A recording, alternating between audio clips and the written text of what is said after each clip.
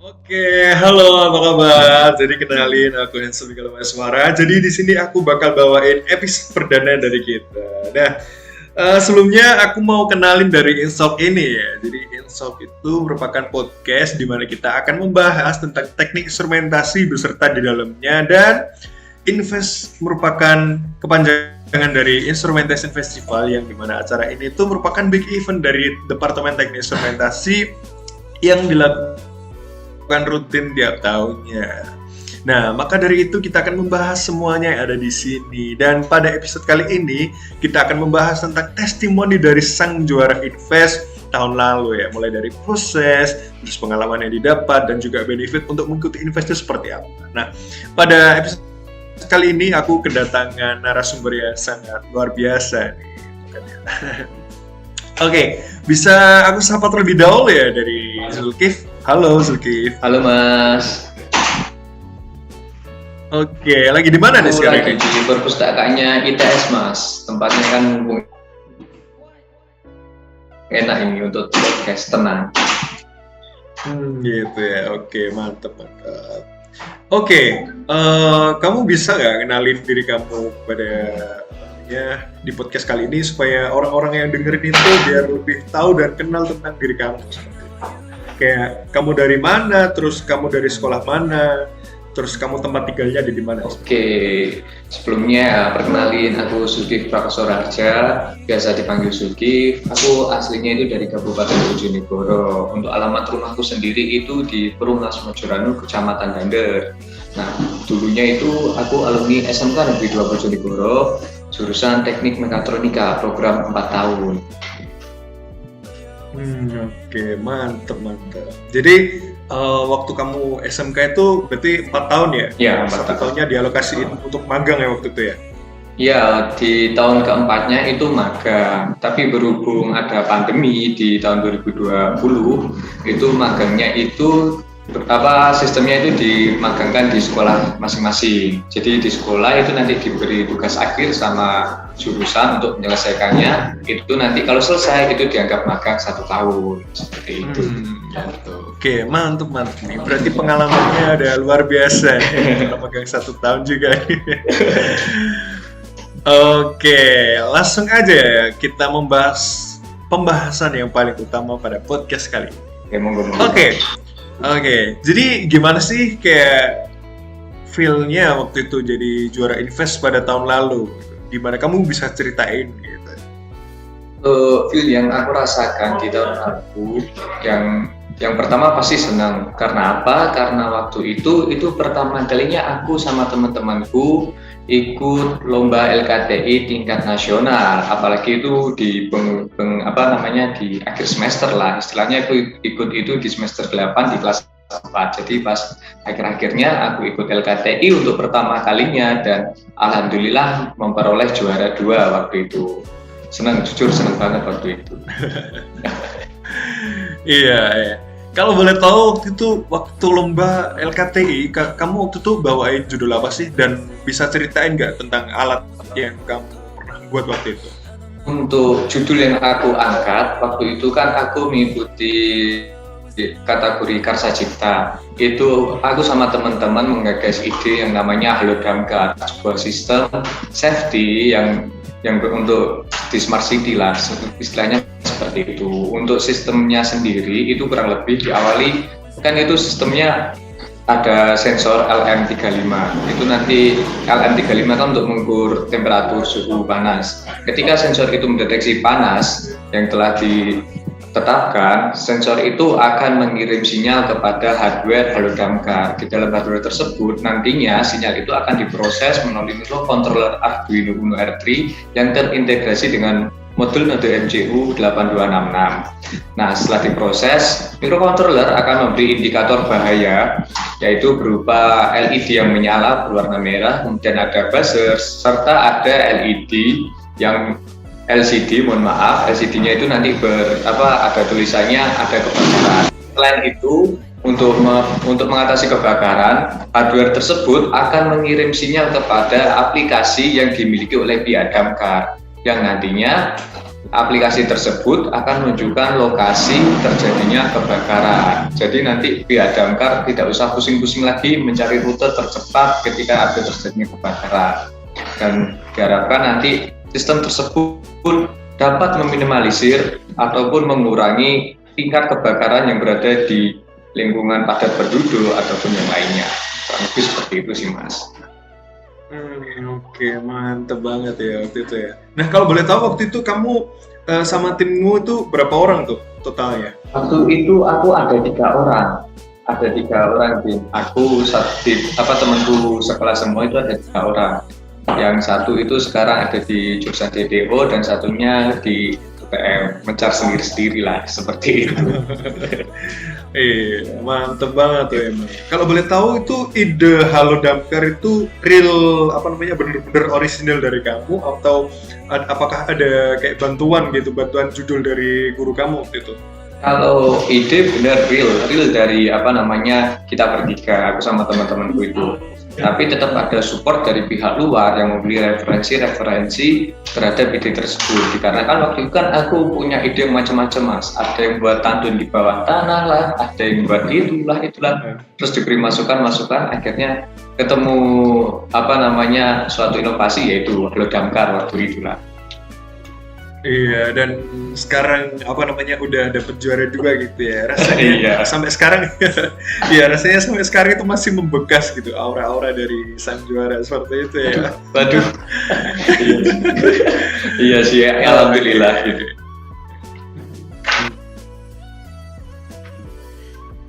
Oke, kalau boleh tahu nih waktu kamu bikin alat tersebut tuh kayak apa saja sih yang kamu alami, kayak hambatan-hambatan, terus kendala-kendala, kayak misalkan waktu ambil data atau gimana tuh, kayak gimana tuh? Bisa kamu kendala pastinya ada, soalnya kan waktu itu bertepatan sama pas marak-maraknya pandemi COVID itu kan ya Mas ya. Jadi waktu itu juga ada peraturan PSBB juga. Jadi untuk proses pengambilan datanya itu menurut kami bertiga itu sangat terhambat oleh peraturan-peraturan tersebut. Ya pertama terus solusinya kita mencari literaturnya itu secara online. Jadi untuk data-data kebakaran kami bertiga itu ngambil datanya dari mulai di Jakarta, kemudian di Surabaya, Kabupaten Bojonegoro sendiri. Untuk Jakarta dan Surabaya dikarenakan ada PSBB yang tidak memungkinkan kita untuk langsung ke sana, kita mencarinya secara online. Nah di online tersebut kita cari web yang benar informasinya kurang valid gitu sih, hingga nanti pas kita cantumkan di LKTI-nya itu malah kurang pas lah istilahnya seperti itu. Mungkin itu sih kayak perakitan komponen itu ya mungkin itu ada kendala-kendala sewajarnya saja sih Mas, kayak error waktu coding atau yang lain-lainnya seperti itu sih Mas. Oke, mantap. Nah, kan di lomba tahun lalu itu kan kamu tiga orang ya waktu itu. Nah, kamu waktu itu kebagian job desk apa tuh? Untuk aku sendiri itu aku kebagian menyusun LKTI-nya Mas. Aku menyusun, kan itu kan ada lomba investnya itu diawali sama abstrak. Nah, aku itu mulai dari abstrak sampai hardware-nya dan ada yang membuat programnya. Jadi seperti itu. Kita saling melengkapi lah seperti itu.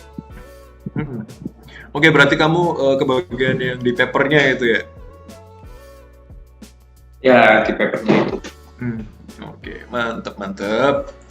Oke, kemudian lanjut nih, topik bahasan yang selanjutnya itu kepada invest. Nah, aku boleh minta cerita sedikit dong dari kamu, kayak selama kamu mengikuti invest di tahun ini tuh kayak gimana sih di tahun 2022? Kamu ceritain nggak?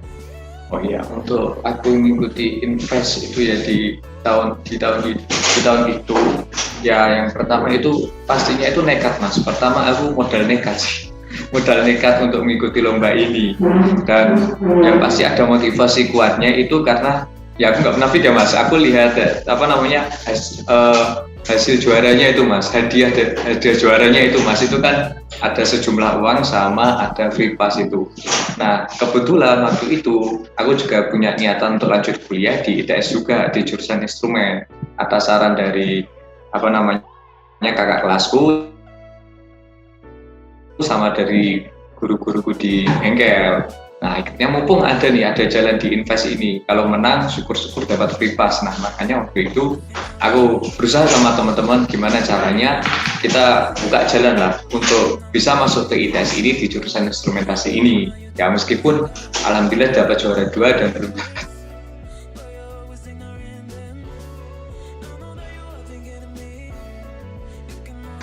Untuk apa kami bertiga itu?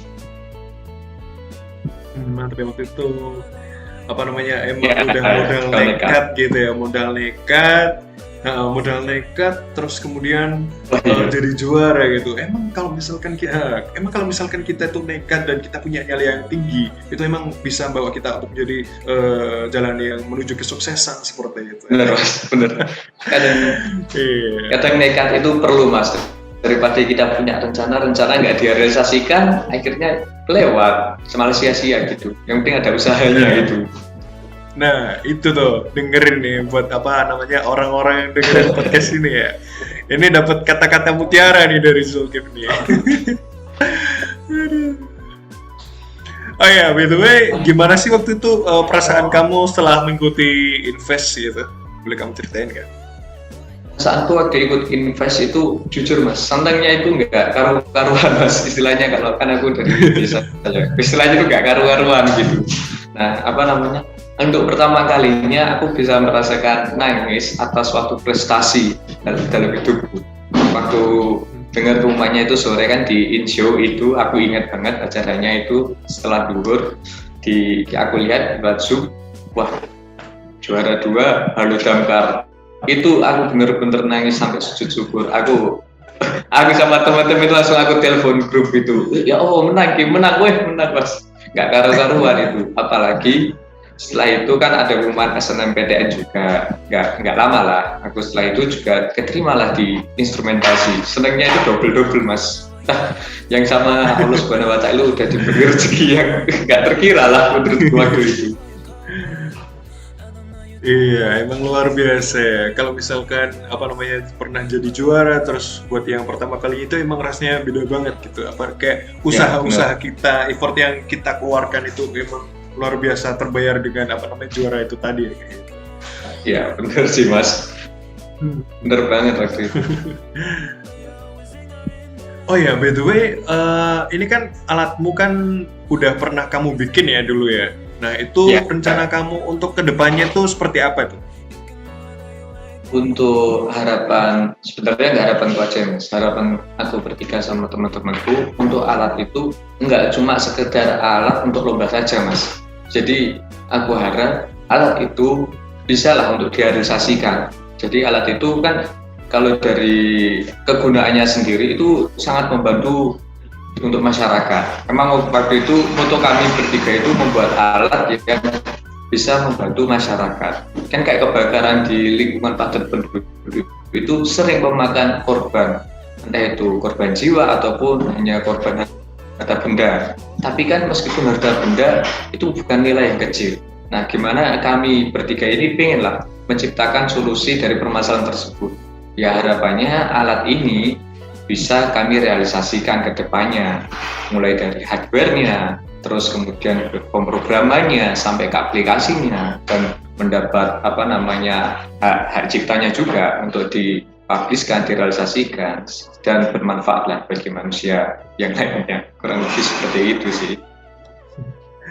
Iya, semoga apa namanya alat yang pernah kamu bikin itu terrealisasikan dan didukung sama pemerintah sehingga apa namanya nanti bakal ada seorang apa namanya yang pernah mendapatkan juara dari invest tahun lalu mampu membanggakan nama Departemen Teknik Instrumentasi di luar sana gitu ya, sehingga masyarakat semakin tahu tentang adanya sehingga masyarakat di sana itu semakin tahu gitu kayak bahwasanya instrumentasi ITS itu luar biasa seperti itu ya. Nah, itu sih kayak motonya ITS sendiri.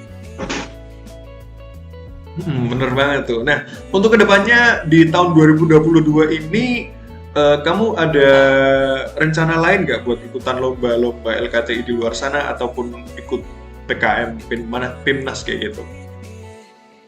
Alhamdulillah ada Mas, karena naluri kan kita pernah ikut lomba, aku sama teman-temanku pernah ikut lomba, dan alhamdulillah dapat di percobaan pertama itu langsung dapat juara. Itu jadi suatu kayak pemicu kami bertiga untuk ikut lomba. Apalagi kan di instrumen sendiri aku meskipun baru semester 1, tawaran lomba itu kan banyak banget, sehingga terpacu untuk mengikuti. Dan alhamdulillah beberapa ini sudah mulai ikut lomba dan proses meskipun gagal coba lagi kayak gitu. Yang penting intinya itu nggak boleh menyerah gitu.